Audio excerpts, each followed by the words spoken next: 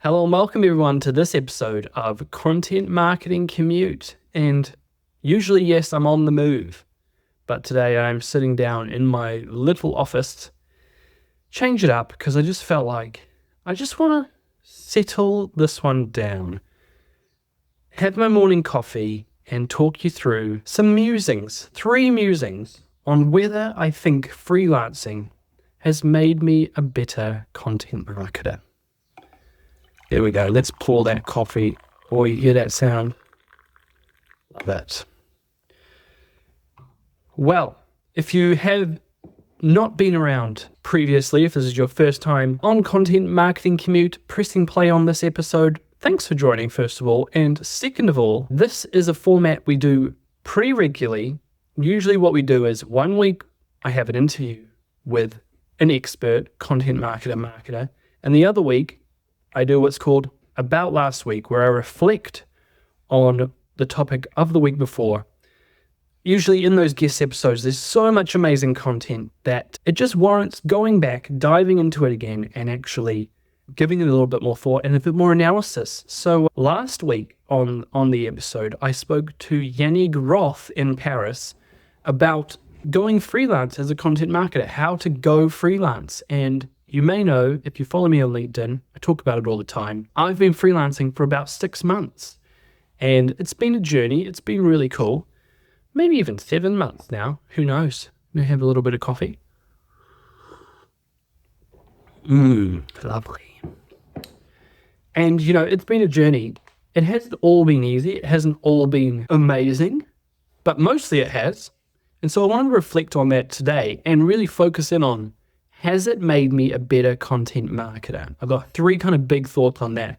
It's going to be a bit meandering, but that's how we like it here on Content Marketing Commute.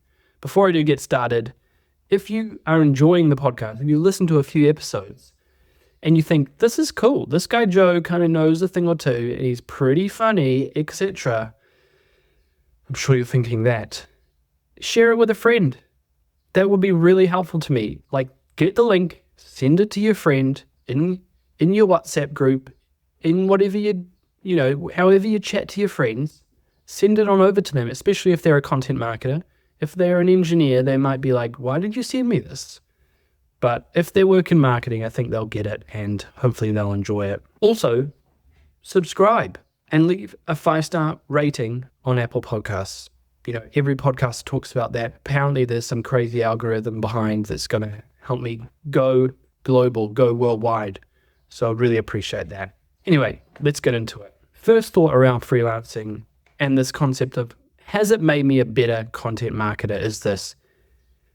The first thing that comes to mind is that it's helped me sell myself. It's helped me learn how to sell myself and my work more than a full-time role ever would. I think when it comes to full-time work, often you have interviews and you get into a role, and then you are communicating about your work internally, and if you're good, you learn how to do that well. But freelancing takes that to a new level. And what I mean by that is that, in my experience, you're always looking for new clients. You always have to have this mindset of 2, 3, 4 months out. Sure, I have the work now, but I can't rest on my laurels because, a client could decide to stop working with me tomorrow. So that whole dynamic just adds the sense of, I need to learn how to sell myself and how to show the results of what I've done and what I'm doing. And I guess more broadly, it's given me a new vision of sales. So I've worked in B2B companies, B2B SaaS companies, mostly for about 10 years. And you work closely with the sales team, but as a marketer, especially if you've come from a marketing background and you haven't had a lot of experience of sales, it can be difficult to understand these people sometimes. Let's be honest. But I think going freelance has given me a whole new sense of what it is to be a salesperson in my own world, right? Because in a sense, I'm the product, my work is the product. The work I deliver to clients in terms of a content marketing strategy and the execution of that is the product. And therefore, I'm my own salesperson. And having a vision on my own scale, smaller scale, of what that life's really like is first of all very enlightening and makes you respect your sales colleagues a whole lot more. And if and when I do go back into a full-time role, it will for sure give me a whole new look and vision on them and their role.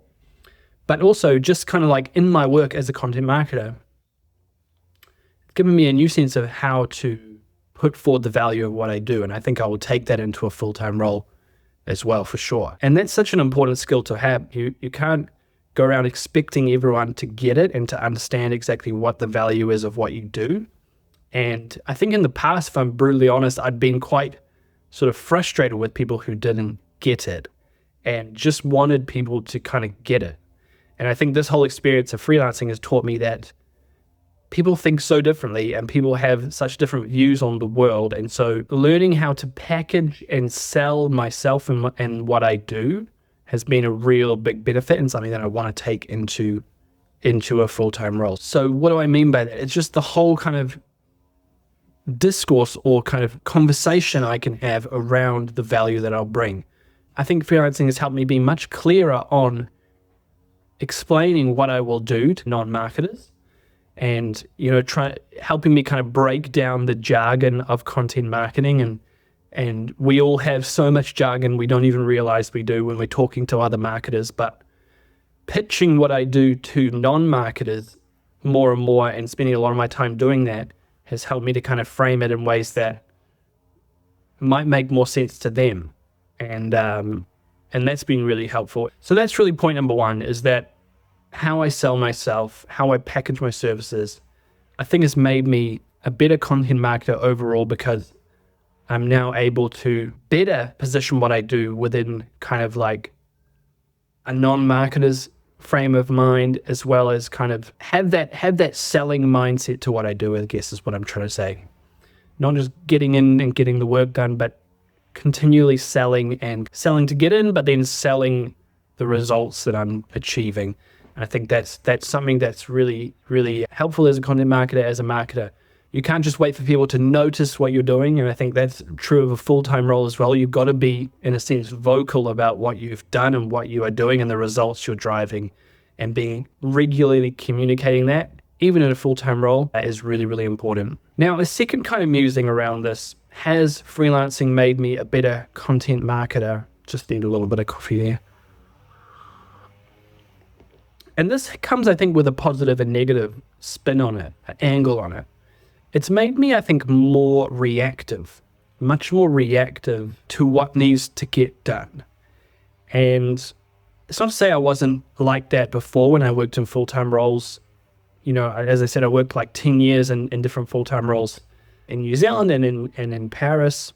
But I think the nature of freelancing and the fact that you need to show your worth, show results right away, has meant that in some ways it's been a positive, that I've got stuck in, I have shown results, I've delivered quickly. But in another sense, I feel like I've got into a habit of potentially not taking as much time as I used to be proactive and to plan and to strategize.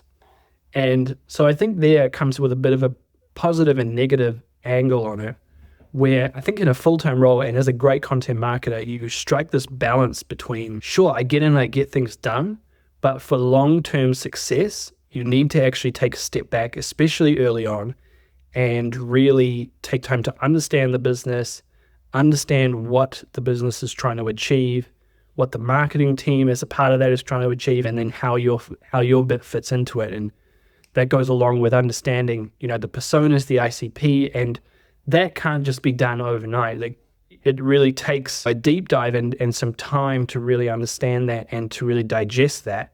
And I think freelancing, in a sense, has made me skip over some of that in some ways with the projects I've done, with some of the projects I've done, and jump to getting results, getting short-term wins on the board. And I feel like the nature of the projects I've done have really, whether they've not allowed me to do this or I haven't allowed myself, to then step back after those quick wins and get everything in place. Everything's moving very quickly. As a freelancer, you've got some quick wins, but you need to keep delivering and you need to continue showing value if you want to keep working with this customer and this client. And so the very nature of it is more proactive. Sorry, it is more reactive. What is proactive? It's a mix of proactive and reactive. What I'm trying to say is it's more reactive. And caveat of that is that's the way that I've kind of pitched my services, is that sure, I come in and do some strategy, but the clients I've found and I've started working with are much more interested in me delivering and executing and getting quick wins. I know if you're a consultant, there are people out there who come in and they just do that strategy piece. They don't do the execution, and the result would probably be the opposite of exactly what I'm talking about here, is that it would make you a better strategist and not so much of an executioner. So I guess that's quite a personal thing, but yeah, in my experience, if you're not careful, you can pick up some bad habits in terms of jumping in and delivering without having a really clear understanding of the business and what you're trying to drive.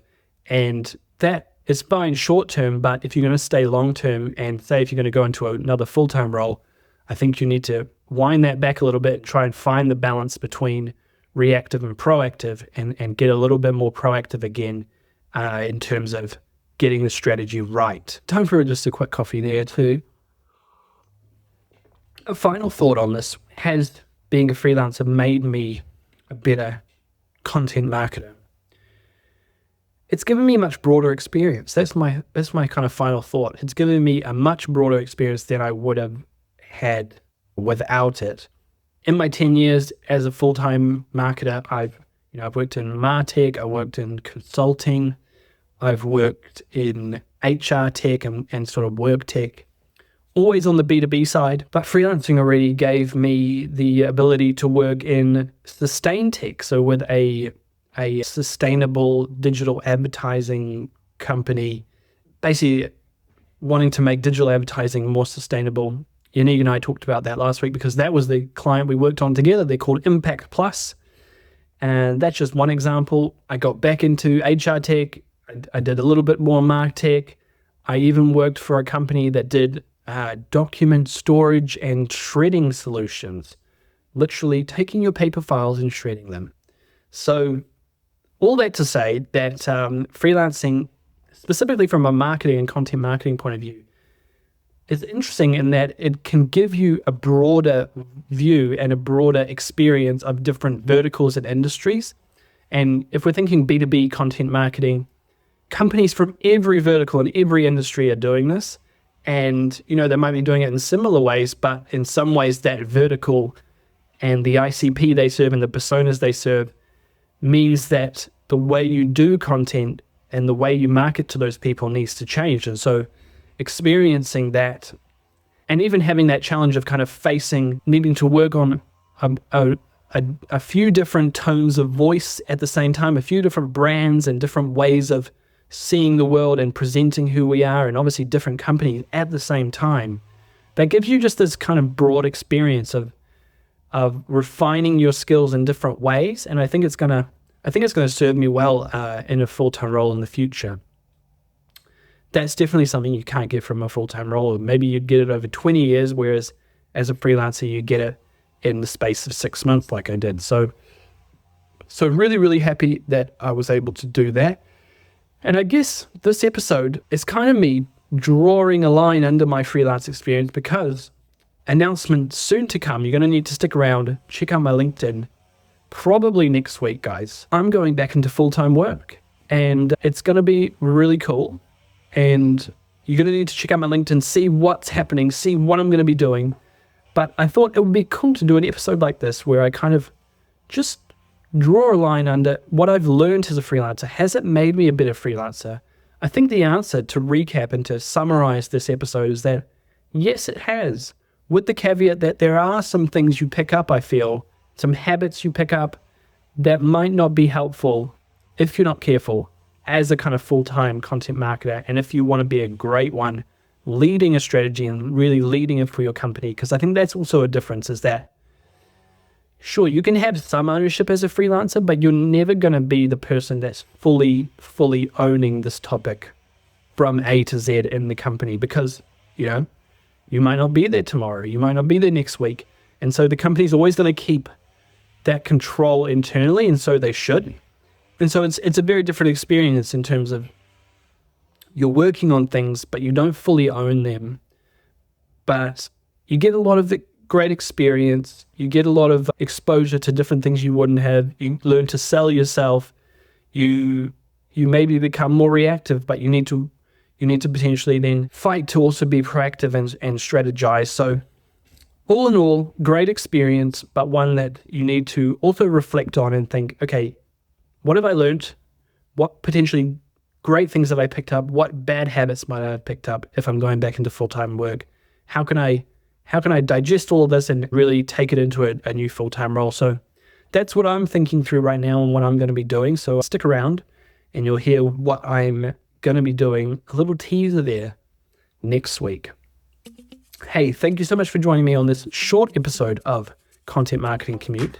It's been fantastic. As I said early on, please subscribe, send this to a friend, leave us a 5-star rating on Apple Podcasts. I'd be so grateful. And we'll see you again next week for an interview episode with an amazing guest that I interviewed in Barcelona, actually. So I was in Barcelona. So if you want to see the beautiful sights of Barcelona and hear the sounds of the city, you're going to need to come around next week for that episode. Okay, till then, bye-bye.